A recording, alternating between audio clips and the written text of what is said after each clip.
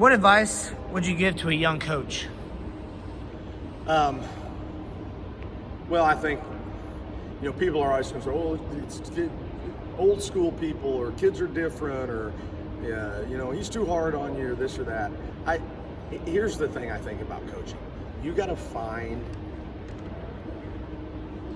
what you do and what works for you, and then you've got to try to play to that, but also try to add to some things that might be your weaknesses. So, it's kind of the old coach's line, play to your strengths, stay away from your weaknesses. I think you do that, but I think you try to improve your weaknesses. You can know what your strengths are, but try to improve your weaknesses and get better. If you're not a good zone coach, work on that on the off season to try to get better at it. I think in coaching, I think you gotta have a backbone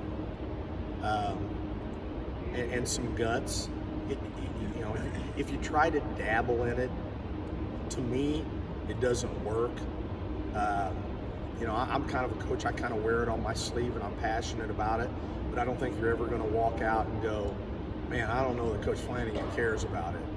But I think that has to be what your personality is. Some guys can sit down and watch. Other guys, I always try to tell myself, you know what, you better get up in the coach's box and do a little work. This is 2 hours you're giving to your team. Now, occasionally I will sit down and go, sometimes I just get tired over in the coach's box and I want to sit down, but not very often. I feel like I need to work for my players, and I think it's important they see me be into the game. But I kind of think this, and this is kind of my philosophy I would pass on. If coaching is tough, and a lot of times, no matter who you are, things can get you in coaching. It doesn't matter what it can be. It can be fans, it can be school board, it can be AD, it could be whatever. Not always, it doesn't always, but it happens. We've all seen that. But I know this: if I'm going to coach, and I'm going to coach hard. If you're gonna be got, I'm gonna be shot for being a wolf, not a lamb. Okay, I mean we are gonna work hard. We're gonna tell you what we think. We're gonna require and demand. I think a lot of young coaches need to develop their ability to demand. I think good teachers have that. I think good principals have that. I think good. You have to be able to demand from whatever the situation is. You have to be able to be comfortable being demanding and have a little bit of a thick skin. And I'm really happy with where I'm at in my career because, I kind of get past a lot of things bothering me. I'm not saying you never improve or you never try to, get better with what you're saying, but you kind of get comfortable in I don't want to say I'm too old to change, but I just said that, didn't I? But I just think you have to be a go-for-it guy, but also, use some intelligence, know the lay of the land, pick your battles. I feel like I'm throwing out a lot of coaching cliches, but I think they're all sound. There's a reason it's a cliche. It works a lot of times, but I think there's a teacher shortage.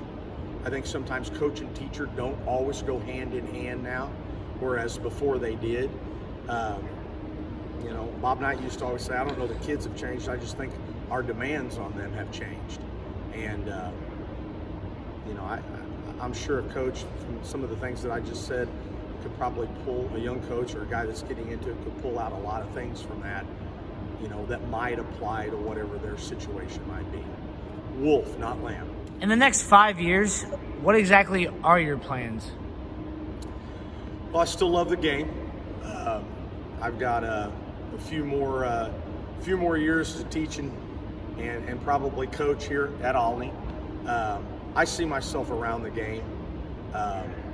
One of the dreams of mine, I've got 40 acres of land in Mount Vernon, Illinois that when my dad passed away that I inherited it in. I've always had a dream of going back and we're right there. We're 57, Interstate 57 and 64 kind of cross. It's just a few miles from that where you can hop off the interstate. And I've always thought about being able to have a house and to have a like a basketball academy. It's just a dream, just something I think about from time to time. Not saying I'll ever do it, but going back and, Mount Vernon always has, and Woodlawn and Waltonville and Weber, all the schools there in Jefferson County. You've got 10 feeder schools into the high school, and then those 3 outlying schools. People from around Southern Illinois can use those interstates to get to you. I've always thought about having a basketball academy, just working kids out.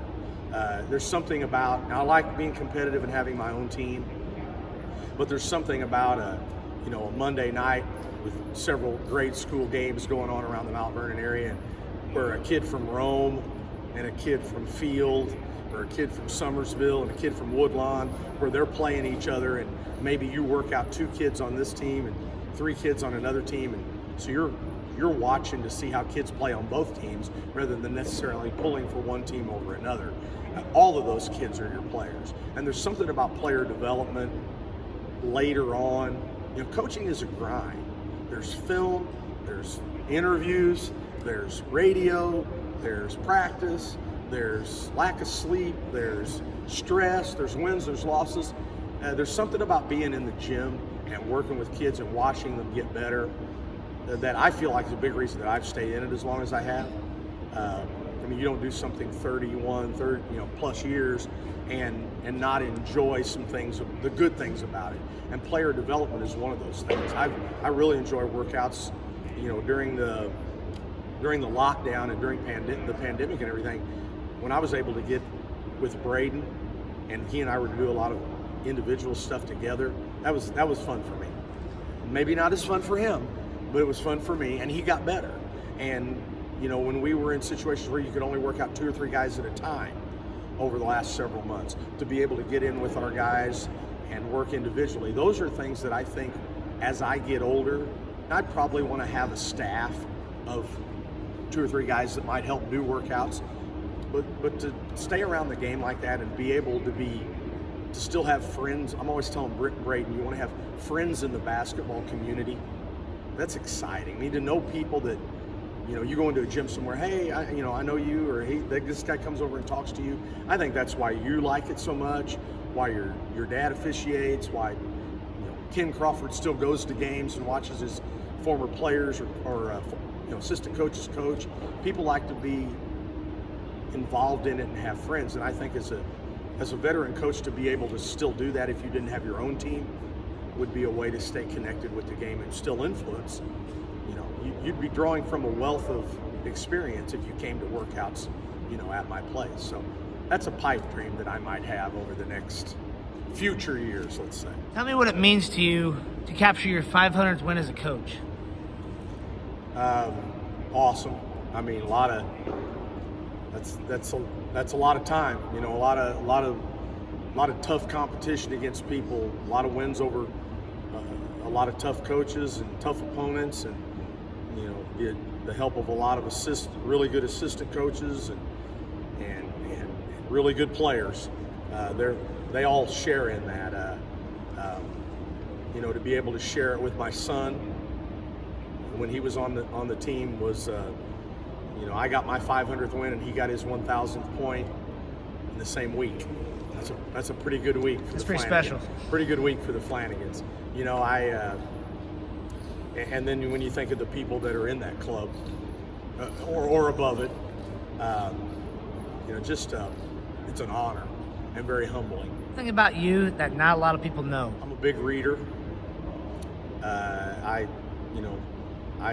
like to read. I'm a book guy. I'm not a read off the tablet or read off the computer. I'm a page turner. I think I got that from my grandfather on my mom's side. He was a big reader too. I devoured books during the pandemic when we were kind of locked down. Just love to read. Another thing, I'm a fan of Madonna. You guys will laugh, but not only do I like some of her music, but I have a great appreciation, I'm going to tie this into coaching, of how she, as an artist, has constantly reinvented herself. You went from Like a Virgin Madonna to Lucky Star to Like a Virgin to Vogue to all of that. I just think you have to do that as a coach. It's one of the things. I've been at Olney for a long time and have had some chances to probably go to some other places. And I keep trying, I think, to reinvent myself to a certain extent. I try to find ways to motivate me, whether it be eye-catching things in your gym, your locker room, your Hall of Fame, or different ways you may play with a team. We've had big teams. We've had 6'11" kids. We've had 5'11" kids. You know, we've had small teams. We've had quick teams. We've had teams you had to play a different style with. And I joke when I say that not only do I like her music, but I also think she's a genius over the years at reinventing herself to keep a career alive. And another thing, I'm a big Foo Fighters fan. Dave Grohl and I share the same birthday, January 14th. Tell me about the shirt and the hat that you are wearing. Yeah, the shirt is a one-of-a-kind. As many of you know, our school here at Richland County here in Olney went through a major $25 million renovation that has been both good and hard on all of us. We threw a pandemic in the middle of it just for kicks. My shirt says "Free Ron Heron Gym." This place that we sit in right now looked nothing like this about 2.5 months ago. So we had a lot of work to do. We're still in the process of cleaning, and you know, it's still under construction. And I kind of came up with this shirt half jokingly, so we would get it back where it needed to be. It was like it was being held hostage by all the dirt, grime, dust, grit, construction. I just wanted to get back in and be able to use it, and you know, I have a lot of good memories in here, and I just thought it was time to free Ron Heron Gym.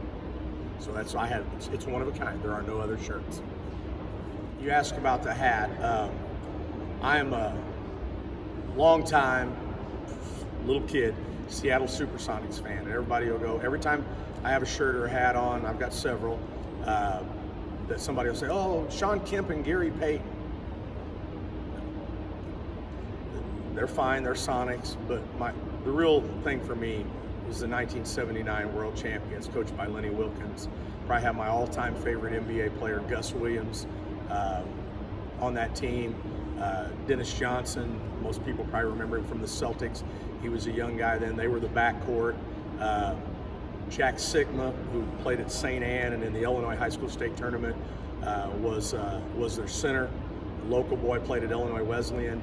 He actually came to a basketball camp at Mount Vernon, and I have a picture in the paper. He was rebounding for me while I shot. And that's my all-time favorite, probably professional team, was the 78-79 World Champion Seattle Supersonics. So much like my Free Ron Heron Gym, free the Sonics. Seattle needs a team. Get them back up in the Pacific Northwest. Want to thank anybody for anything? Well, I've had a lot of people that have been really good to me in the game. I want to thank you, obviously, for coming in and you know, doing this interview, but also promoting the game of basketball. It's a great way for me to get information out there about our program, and I think it's a lot of fun. I think if you're a basketball fan, things like this, you know, people like to, you know, to get some background on. I could name 5 guys right now that I'd love to see you do an interview with, just from the past, throwback guys or young coaches, and to see what they thought and the things that are going in, that they put into their lives or into their program. And you know, I've always tried to be really respectful of the game. You know, if you treat the game, Mitch Haskins, my coach at Renley, used to say, if you treat the game right and take care of business off the court will take care of itself. And I've always tried to do that both as a player and as a coach. And I've tried to teach that to my players, to my son, and to my daughters as well. I have 2 great daughters, Caitlin and Haley. And just really, really glad to be a part of helping promote the game. You know, Illinois high school basketball is going to have a really good bounce back from this, and I'm humbled and passionate about being a part of getting this season going and continuing on into the future with things. Go Tigers. Fans, I want to encourage all of you to go to Rep King Media on YouTube. Click on subscribe, and then check out his website, repkingmedia.com.